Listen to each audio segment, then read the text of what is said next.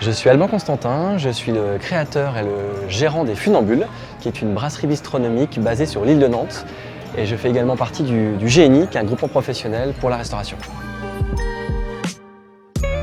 Il se trouve qu'à l'époque, c'était en début d'année 2022, on avait une jeune personne qu'on avait reçue en stage, en formation, en fin de formation.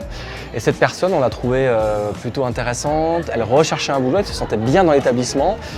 Et on sentait qu'elle était limite en termes de formation, il y avait beaucoup de temps à passer avec elle. Et on s'est mis d'accord avec la chef de cuisine de l'époque en se disant ok, on lui donne sa chance, par contre on a besoin de l'accompagner, de la faire monter en compétences. Et j'ai découvert ce dispositif grâce au GNI et grâce à Pôle emploi, et effectivement ensuite à travers la région.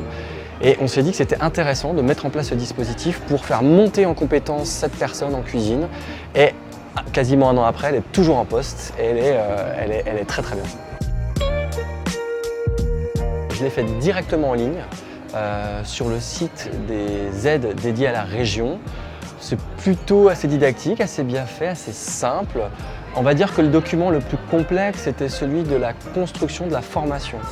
On nous demande en tant qu'employeur, on nous donne la main, c'est sur mesure, et nous dire voilà, combien d'heures de formation avez-vous besoin pour faire monter la personne en compétence, qu'elle soit en cuisine, qu'elle soit en salle, en restaurant, qu'elle soit en réception dans un hôtel. Donc on a calibré les 400 heures de formation directement sur un document qui doit faire à peu près 3 pages en mettant ce qu'on souhaitait apprendre à la personne, les attendus, les objectifs, quanti et quali, pour que ce soit réussi pour la personne, pour l'entreprise de manière générale.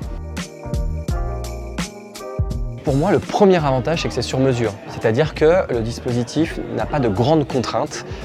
C'est l'employeur qui va donner le cadre de la formation, avec le timing de la formation, calibré avec ses équipes. Ce qui fait que ça donne quelque chose d'assez souple.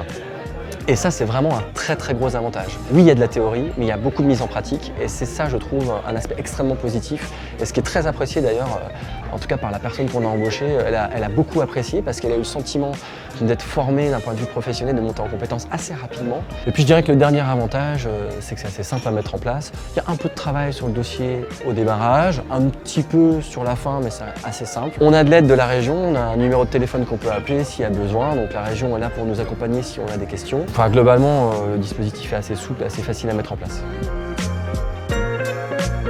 Je recommande à tous mes confrères de tester le dispositif. C'est une aide financière qui peut aller jusqu'à 400 heures de formation, qui représente 2000 € dans ce qu'on a pu mettre en place nous, donc c'est quand même pas négligeable.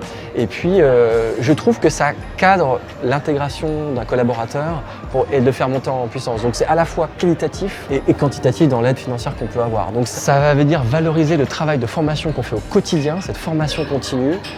Donc oui, j'encourage fortement mes collègues à tester ce dispositif en cotutorat.